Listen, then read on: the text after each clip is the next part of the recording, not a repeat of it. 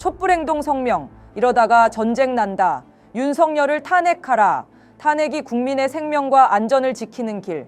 한강 작가의 노벨상 수상 소식으로 온 국민이 기뻐하고 있는 와중에 한반도 전쟁 위기가 급격하게 높아가는 매우 엄중한 상황이 벌어지고 있다.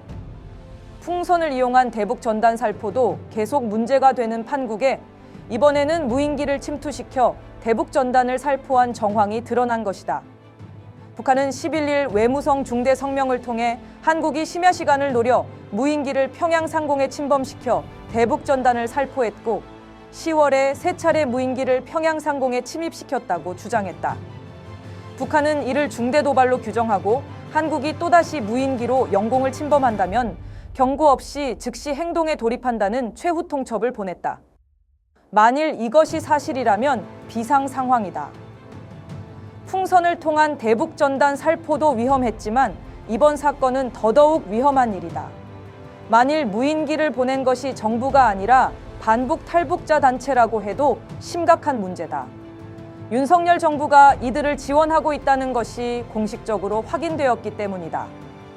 이에 대해 김용현 국방장관은 처음에는 그런 적이 없다고 했다가 자체 회의를 거치더니 북한 주장에 대해 사실 여부를 확인해 줄 수 없다고 말을 바꿨다. 매우 의심스럽다.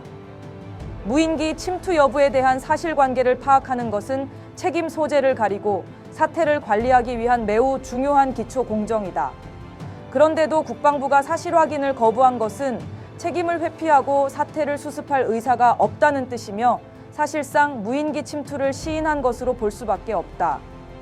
9.19 군사합의가 파기된 후 남북 간에 어떤 대화 채널도 존재하지 않는 상황에서 이와 같은 사건들이 발생한다면 곧바로 전면전이 될 가능성이 매우 높다.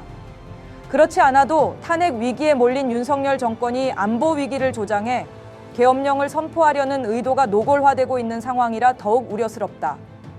국회에서 계엄 방지를 위한 서울의봄 4법이 발의된 이유도 이런 우려의 결과다. 윤석열 정권은 모든 공격력 사용을 준비 상태에 두고 있다는 북한의 최후 통첩을 가볍게 여겨서는 안 된다. 남북 관계가 완전한 적대 관계가 되어버린 상황에서 대북 전단 한 장이 한반도를 전쟁의 참화로 몰아넣을 수 있다는 것을 알아야 한다. 자칫 김용현, 여인형처럼 허세와 객기를 부리다가는 전쟁은 필연이다. 전쟁을 부르는 모든 행위를 즉각 중단해야 한다. 윤석열 정권이 지원, 조장, 주도하는 모든 대북 전단 살포를 무조건 중단시켜야 한다. 이제 탄핵은 국민의 생명과 안전을 지키기 위한 가장 절박한 문제가 되었다.